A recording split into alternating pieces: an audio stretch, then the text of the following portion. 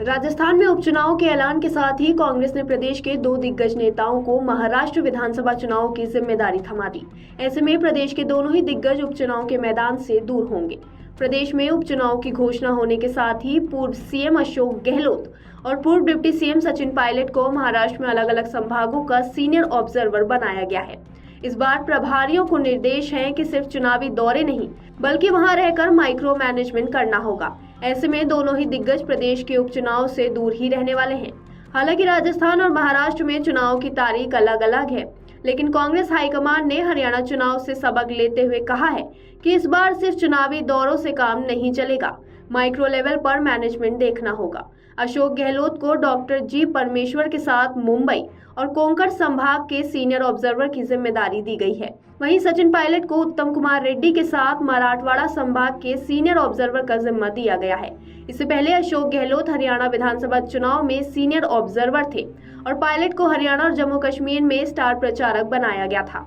दोनों को महाराष्ट्र में स्टार प्रचारक बनाया जाना भी तय माना जा रहा है। प्रदेश में उपचुनाव के लिए 13 नवंबर को मतदान होना है, जबकि महाराष्ट्र में 20 नवंबर को वोटिंग होगी।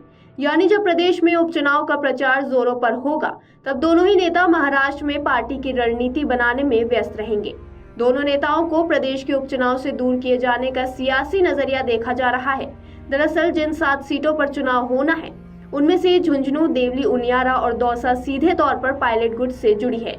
वहीं गहलोत चूंकि पार्टी के वरिष्ठ नेता और पूर्व सीएम हैं, इसलिए उपचुनाव में उनकी यहां मौजूदगी पार्टी के लिए अहम हो सकती है। अब गहलोत और पायलट के महाराष्ट्र में सक्रिय होने से यहां प्रदेश अध्यक्ष गोविंद सिंह डोटासरा और नेता प्रतिपक्ष टीकाराम जूली को इस चुनाव में खुलकर अपने नेतृत्व क्षमता दिखाने का मौका मिलेगा। दोनों हालांकि पार्टी में निर्णायक पदों पर हैं, लेकिन अब इस चुनाव में पूरा कैंपेन इन्हीं दोनों नेताओं के हाथ में रहेगा। हालांकि डोटासरा ने इस मामले में पूछे गए सवाल पे कहा कि दोनों दिग्गजों की राजस्थान के उपचुनाव में भी पूरी भूमिका रहेगी। कांग्रेस ने मंगलवार को चुनाव तारीख के ऐलान से पहले 7 विधानसभा सीटों पर प्रभारी सचिवों को नियुक्त कर दिया है। इसके तहत चिरंजीवी राव को झुंझुनू, खींवसर और रामगढ़ विधानसभा सीट, ऋत्विक मकवाना को सलूम्बर और 84 तथा पूनम पासवान को दौसा व देवली उनियारा विधानसभा सीट की जिम्मेदारी दी गई है।